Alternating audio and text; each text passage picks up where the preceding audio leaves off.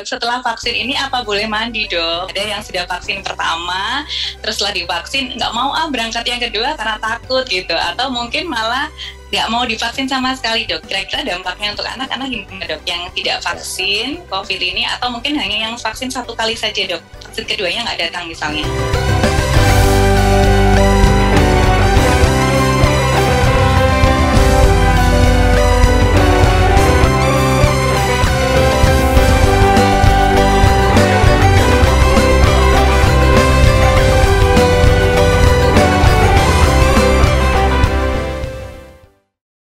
Halo, Assalamualaikum warahmatullahi wabarakatuh. Salam agromedis. Nah, bagaimana nih kabarnya buat agromedis semua yang ada di rumah? Semoga dalam keadaan sehat walafiat ya. Selamat datang kembali di channel YouTube Fakultas Kedokteran Universitas Jember di segmen Bincang Agromedis. Nah, tidak terasa kita sudah sampai di segmen Bincang Agromedis episode yang ketiga. Nah, di episode yang ketiga kali ini, saya sudah kedatangan tamu yang luar biasa. Beliau adalah Dr. M. Ali Sodikin, Magister Kesehatan Spesialis Anak. Nah, topik apa yang kita akan bahas hari ini? Topiknya adalah, apa perlu anak saya divaksin COVID? Nah, penasaran kan? Tapi sebelum kita mulai diskusinya, jangan lupa ya, klik tombol like, subscribe, dan juga komen untuk memastikan nanti teman-teman bisa dapat notifikasi dari kami. Nah, langsung saja ya kita sapa narasumber kita pada hari ini. Selamat datang, Dr. Ali. Ya, terima kasih, Dr. Adel. Terima Assalamualaikum kasih, warahmatullahi Dok. wabarakatuh. Waalaikumsalam warahmatullahi wabarakatuh. Terima kasih sudah menyempatkan waktu luangnya nih, Dok, hadir hari ini. Siap. Nah, ini saya banyak di DM nih, dapat pesanan ini, Dok, mengenai vaksin COVID pada anak. Nah, mungkin beberapa hari ini di jalan-jalan kita sudah banyak melihat ya dok, sudah ada pemandangan adik-adik yang berangkat sekolah dengan seragam. Setelah sudah lama nih nggak kelihatan adik-adik sekolah dengan seragam, nah sekarang sudah mulai kelihatan lagi yang berseragam. Nah, terkait dengan ini dok, karena sudah dibolehkan untuk pembelajaran secara luring atau offline, nah ini banyak pertanyaan, apakah pada anak-anak itu sudah bisa dapat vaksin COVID dok? Ya, melihat situasi perkembangan wabah COVID di Indonesia ya, memang secara umum laju kasus barunya sudah mulai menurun. Alhamdulillah, patut kita syukuri di Jawa Timur maupun di Jember sendiri juga data dari Departemen Kesehatan maupun itu memang kalau di petanya itu sudah mulai orange ya, orange, kemudian sebagian sudah banyak yang kuning. Alhamdulillah sebentar lagi hijau. Kalau hijau itu artinya kasus barunya mungkin sudah sangat sedikit ataupun sudah nggak ada lagi. Kalau seperti ini, memang saat ini untuk anak-anak, ini kalau kita bicara anak-anak itu sesuai Undang-Undang Perlindungan Anak, yang dimaksud anak itu adalah manusia yang belum berusia 18 tahun atau belum menikah gitu. Nah, untuk saat ini memang vaksin yang tersedia di Indonesia untuk anak di bawah 18 tahun itu yang dipakai hanya satu sementara ini, yaitu Sinovac. Itu pun hanya terbatas untuk anak usia 12 tahun lebih sampai 18 tahun. Itu kondisinya. Nah, kalau ditanya apakah anak bisa diberikan, sementara yang bisa diberikan adalah anak usia 12 sampai 18 tahun. Sedangkan untuk yang di bawah 12 tahun, kita masih menunggu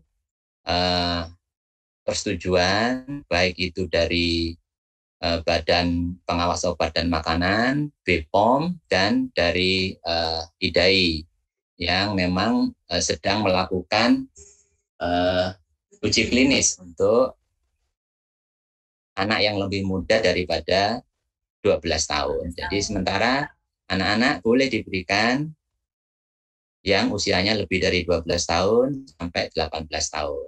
Itu, Dr. Adel. Ya, berarti usianya yang 12 tahun ya dok, minimal ya dok. Baik, Ya, ada syarat khusus tidak dok, selain syarat usia dok, ya, yang harus diperhatikan dok? ya. Kalau syarat selain usia, sama dengan kriteria untuk yang bisa dewasa ya, tidak memiliki komorbid yang sedang sakit akut, misalkan dia sedang mengalami diabetes yang tidak terkontrol atau mengalami penyakit ginjal yang sedang tidak terkontrol, itu tidak boleh. Hipertensi dan sebagainya tidak boleh. Kemudian syarat khusus lainnya, anak itu dalam kondisi yang sehat. Dalam artian sehat itu tidak demam, tidak sedang mengalami infeksi akut saluran pernapasan maupun infeksi akut di lain yang mungkin nanti mengganggu respon imun anak tersebut. Kemudian tidak sedang menggunakan obat-obatan, misalnya menggunakan obat-obatan kortikosteroid ya, obat-obatan yang menekan respon imun. Memang ada misalnya pasien-pasien anak yang asma misalnya, dia menggunakan obat untuk menekan respon alerginya itu menggunakan kortikosteroid, itu juga tidak diperkenankan karena nanti respon imunnya tidak cukup bagus untuk merespon vaksin.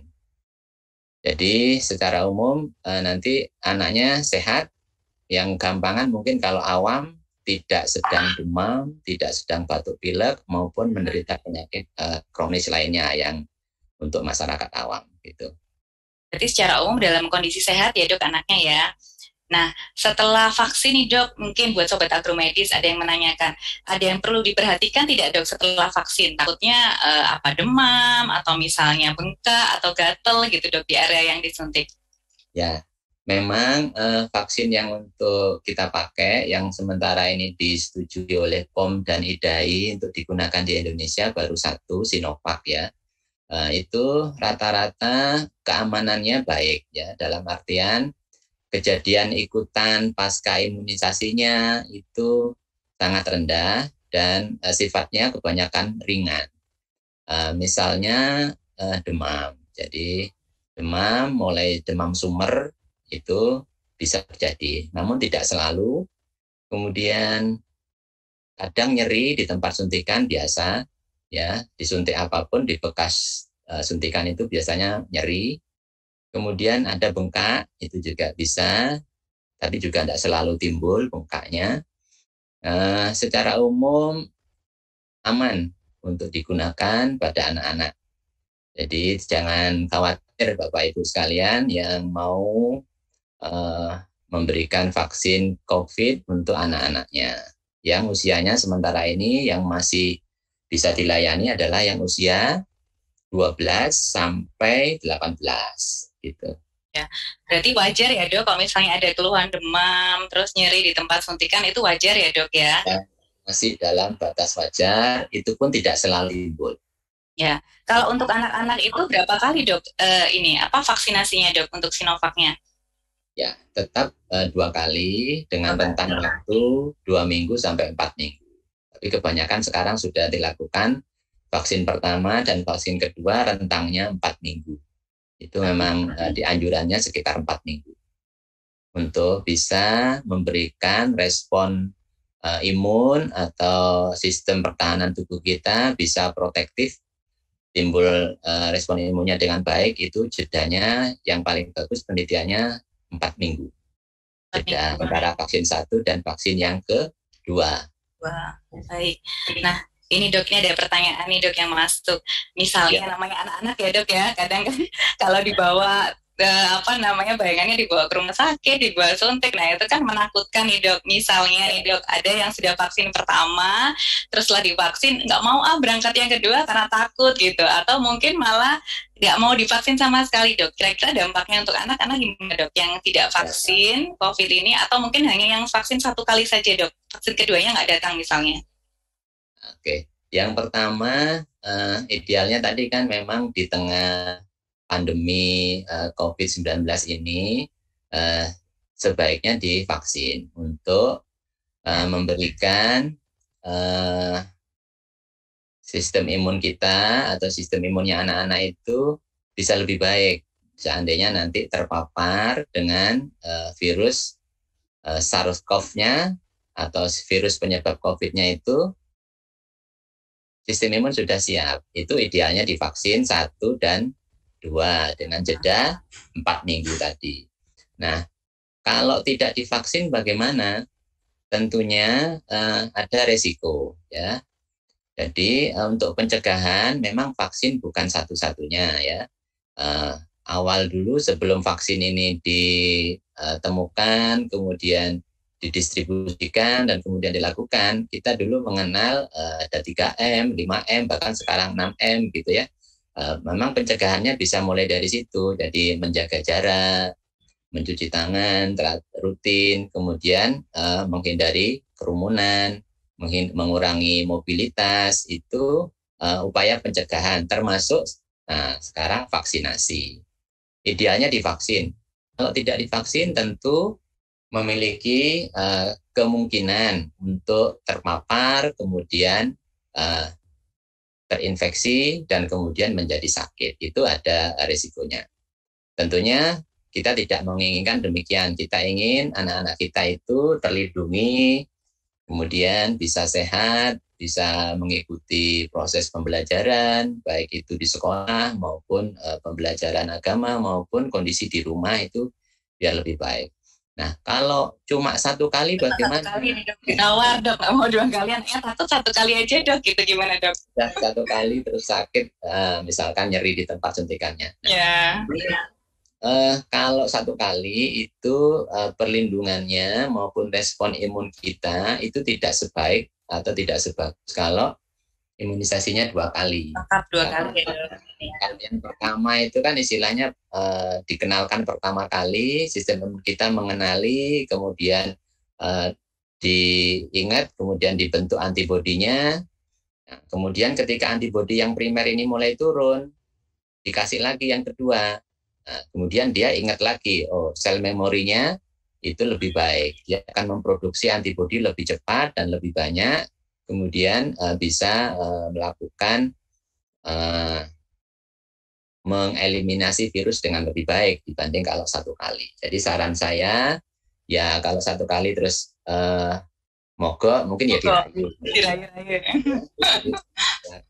Ya karena memang lebih bagus perlindungannya kalau diberikan 2 kali. 2 kali lengkap. Ya. Nah ini ada pertanyaan lagi ya dok ya, saya bacakan ya dok. Nah setelah vaksin COVID ini, apakah ada pantangan makanan tertentu dok yang nggak boleh dimakan setelah vaksin? Ya, kalau untuk anak-anak biasanya kalau habis divaksin meminta makanan tertentu ya sebagai kompensasi. Ya, kompensasi. Minta yang dia senangi, tidak masalah. Ya betul. Yang dia senangi apa? Untuk kompensasi karena disuntik sakit, minta ini, minta itu, tidak masalah ya. Secara umum makanan-makanan yang sehat dalam artian yang memang secara umum anak yang tidak vaksin pun boleh gitu, tetap diberikan makanan pokok, makanan jadi maupun buatan, yang penting aman. Tapi kalau makanan nyun sewu misalkan kebersihannya kurang, jangan. Misalkan anaknya minta apa jajan tapi kok kelihatannya kotor, ya jangan diberi. Jangan, ya betul. Misalkan anaknya minta makanan yang mengandung bahan pengawet atau apa yang kira-kira nanti kita khawatirkan jadi sakit, ya dihindari. Tapi secara umum nggak ada pantangan apa-apa. Yang penting halal dan baik, boleh dah. Boleh ya dok, biar mau berangkat vaksin nanti yang kedua ya dok ya. Takutnya nanti nggak mau berangkat. Nah ini ada lagi nih dok, setelah vaksin ini apa boleh mandi dok? Nah mungkin takut ini di area bekasnya disuntik tadi dok, takut waktu dikasih sabun atau apa gitu, takut mungkin dok. Boleh nggak dok? Nah, kalau mandi tetap boleh, karena tidak ada respon langsung ya dengan vaksinnya. Hanya memang untuk area yang di tempat jarumnya masuk itu kadang agak sakit kalau dipegang, ya jangan dipegang-pegang di situ. Kalau kena air boleh, sabunan boleh. Hanya kalau misalkan dia agak gregesi, misalkan mungkin jangan lama-lama. Kalau perlu mungkin mandinya pakai air hangat dulu. Karena kadang itu ada efek yang tadi suhu badannya agak naik sedikit. Itu enggak masalah, boleh mandi asal jangan terlalu lama. Pakai air hangat lebih baik. Setelah itu pakai baju lengkap, mungkin pakai baju lengan panjang atau celana panjang biar enggak terasa menggigilnya. Menggigilnya, baik. Tapi boleh ya dok, berarti mandi ya dok? Mandi. Nanti nggak vaksin jadi nggak mandi nanti setelah vaksin. Gatelan nanti. Gatel nanti, ganti penyakit yang lain ya dok.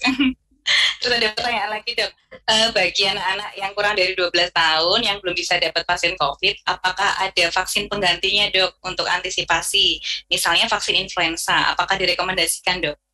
Ya, jadi untuk yang sementara kan tadi vaksinnya hanya untuk anak 12 sampai 18 tahun karena memang yang direkomendasikan baru itu.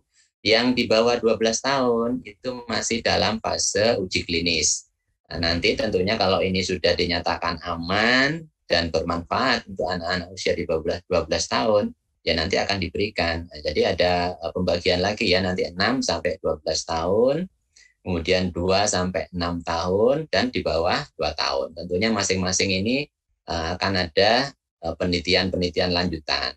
Memang untuk dewasa aman, kemudian sudah diteliti lagi 12 sampai 18 tahun juga sudah aman, sudah diberikan, dan nantinya akan diikuti mungkin nanti turun 6 sampai 12 tahun. Nah, sementara ini belum, ya apa boleh digantikan dengan misalkan vaksinasi dengan atau imunisasi dengan influenza.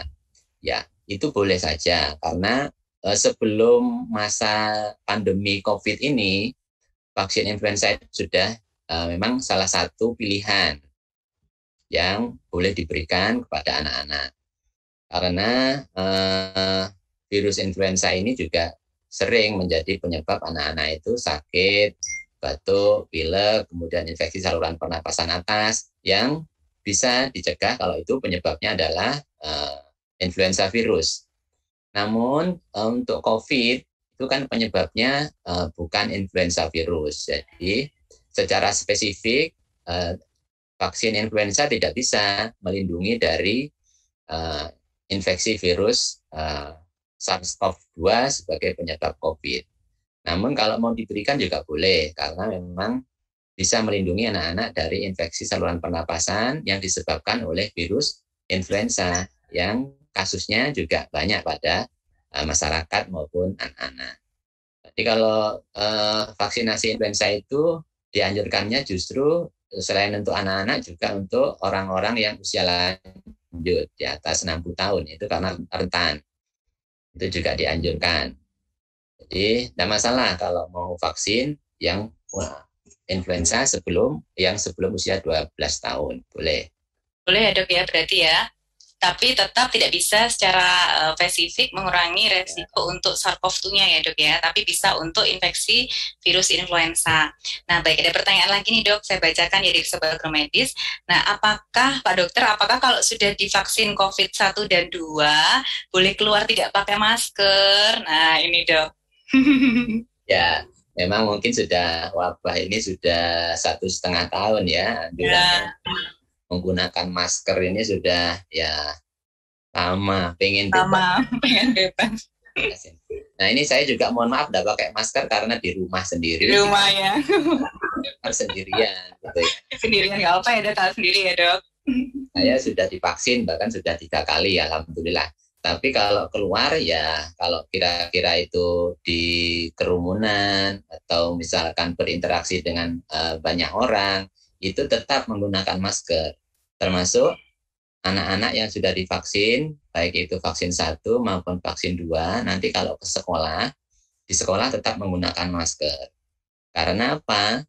Karena efikasi atau keampuhan dari vaksin COVID ini dalam melindungi yang sudah divaksin dari penyakit COVID itu tidak 100%. Jadi rilis resmi dari pabrik pembuatnya maupun dari POM itu kisarannya 60 sampai 85%. Artinya meskipun kita sudah divaksin dengan yang dipakai Sinovac pada anak-anak itu, misalkan ini ada anak 100 yang divaksin, sekitar 85%-nya kalau terpapar tidak sakit, sedangkan sisanya sekitar 15 sampai 30% kalau terpapar masih bisa sakit meskipun itu sudah divaksin. Namun ini tentu jauh lebih baik daripada tidak divaksin sama sekali. Kalau tidak divaksin sama sekali, perlindungannya istilahnya 0%. Kita hanya menggunakan pencegahan yang menjaga jarak, menggunakan masker, mencuci tangan, itu juga pencegahan. Namun lebih baik lagi kalau ditambah dengan vaksin.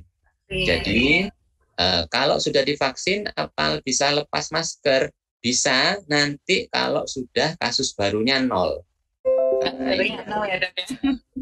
Kalau sudah terlindungi, sudah menggunakan 3M atau ditambah 5M, memakai masker, mencuci tangan, menjaga jarak, mengurangi mobilitas, menghindari kerumunan, ditambah vaksin, nah kita berharap kasus barunya kan turun.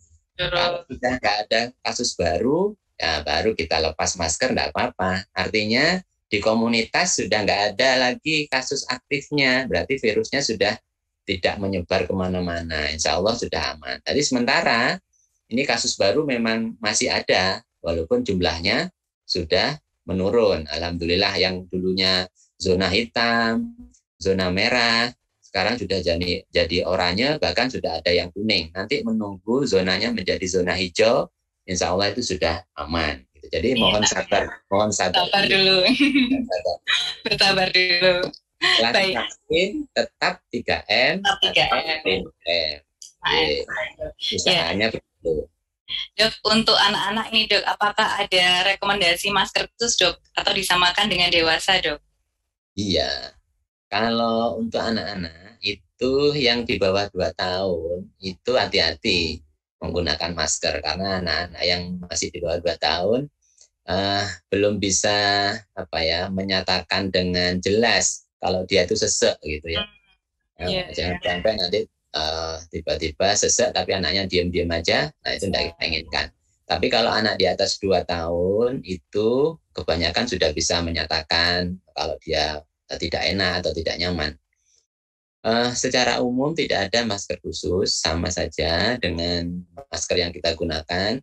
Kalau yang yang banyak diedar atau beredar kan masker bedah itu simple, itu sudah ada 3 lapisan ya, itu sudah cukup memadai untuk digunakan. Apalagi kalau dianjurkan pakai double ya, tapi kalau pakai double memang lebih berat napasnya. Pakai masker bedah aja sudah cukup insya Allah. Baik. Seru sekali nih dok, berbincang dengan Dokter Ali nih, tapi sayangnya terbatas waktu. Nah, jadi tetap yang disarankan adalah vaksin COVID 2 kali ya dok ya, 2 kali untuk mengurangi kemungkinan nanti jika terjadi sakit, jadi lebih baik kondisinya. Dan juga walaupun sudah vaksin harus tetap melaksanakan 6M ya dok, bukan berarti kalau sudah divaksin terus boleh kemana-mana jalan nggak pakai vaksin atau nongkrong-nongkrong berkerumpul nggak boleh ya dok ya. Tetap diupayakan itu dilakukan. Baik, dok mungkin ada closing statement nih dok, pesan-pesan yang disampaikan untuk sobat agromedis di rumah, terutama mungkin bagi orang tua yang punya anak usia 12 sampai 18 tahun dok. Ya, jadi untuk Bapak Ibu sekalian yang punya anak usia 12 sampai 18 tahun, sebaiknya anak-anak dibawa untuk vaksin COVID. Sekarang kan sudah banyak ini vaskes atau fasilitas kesehatan yang menyediakan vaksin. Bisa di rumah sakit, bisa di puskesmas atau klinik-klinik tertentu, bahkan di instansi kepolisian, instansi militer itu juga menyediakan gitu. Insya Allah aman dan ini bisa sebagai tambahan upaya perlindungan buat anak-anak biar makin sehat, mudah-mudahan bisa terhindar dari infeksi COVID gitu. Saya kira itu ya, jadi tidak usah terlalu khawatir, vaksinnya aman dan keampuhannya baik untuk menambah perlindungan untuk anak-anak. Itu Dr. Adel. Baik, terima kasih banyak Dr. Ali.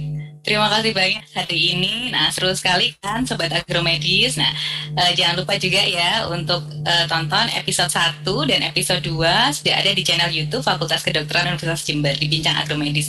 Sekali lagi saya ucapkan terima kasih Dr. Ali sudah bisa hadir meluangkan waktu hari ini. Nah, Oke, baik. terima kasih. Semoga Ya, terima kasih. Nah, Sobat Agromedis, demikian untuk wawancara bincang agromedis saya dengan Dr. Ali hari ini. Jangan lupa untuk like, subscribe, dan juga komen down below. Kalau ada pertanyaan, silakan dicantumkan di bawah. Terima kasih banyak. Wassalamualaikum warahmatullahi wabarakatuh. Salam agromedis. warahmatullahi wabarakatuh. Terima kasih, Dr. Ali. Sama-sama, Dr. Ade.